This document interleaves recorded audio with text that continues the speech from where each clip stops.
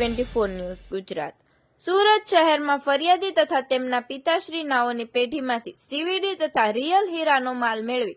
બાદમાં ₹6,08,58,691 નહીં ચૂકવી ફરિયાદી સાથે છેતરપિંડી કરનાર આરોપીની ધરપકડ કરતી ઇકોસેલ ક્રાઇમ બ્રાન્ચ સુરત શહેર પોલીસ।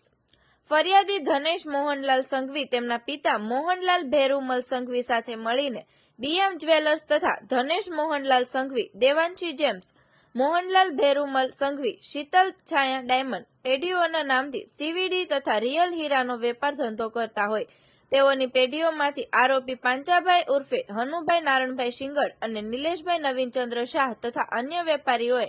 સાથે મળી છેતરપિંડી કરવાના સામાન ઈરાદાથી તમામ આરોપીઓએ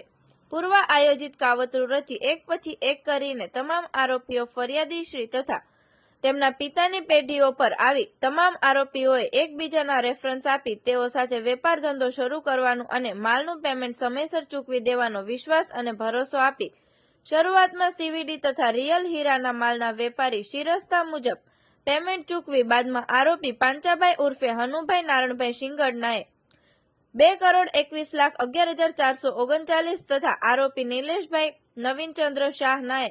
₹34,63,883 તથા અન્ય આરોપીઓએ મળી કુલ ₹6,08,58,691 ફરિયાદીને નહીં ચૂકવી ફરિયાદી સાથે છેતરપિંડી કરેલ હોય જે અંગે ગુનો નોંધી આરોપી પાંચાભાઈ ઉર્ફે હનુભાઈ નારણભાઈ શિંગડ અને નિલેશભાઈ નવીનચંદ્ર શાહને તારીખ 22/11/2024 રોજ અટક કરવામાં આવેલ છે, જે ગુનાની તપાસ પોલીસ ઇન્સ્પેક્ટર કેવી બારૈયા સાહેબનાએ કરી રહેલ છે। ફરિયાદી શ્રી ધનેશભાઈ સંઘવી પોતે પોતાના પિતાશ્રી સાથે હીરાનો વ્યાપાર કરે છે અને અલગ અલગ વેપારીઓ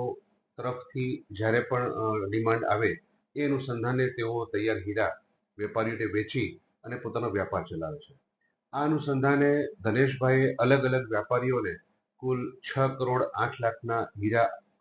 વેચાણ અર્થે આપેલા હતા અને ત્યારબાદ તેમણે પોતે નાણાંની માંગણી કરતા વેપારીઓ પોતે સમય પસાર કરતા હતા અને પછી એમને કીધું કે હવે અમારેથી થઈ શકે એવું નથી, જે અનુસંધાને ફરિયાદ મળતા ડીસીબી પોલીસ સ્ટેશનમાં આઈપીસી કલમ 409, 120B વગેરે મુજબ ગુનો નોંધી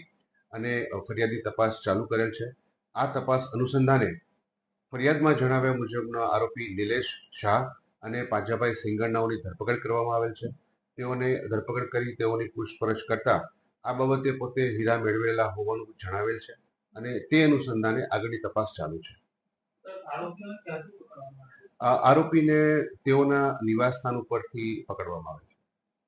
આરોપી દ્વારા કોઈ અન્ય કોઈ ક્રાઇમ કરેલો છે કે હાલ તપાસ ચાલુ છે અને જણે આવે અમે આપને જણાવીશું। આવા અવનવા સમાચાર જોવા માટે જોતા રહો P24 ન્યૂઝ ગુજરાત।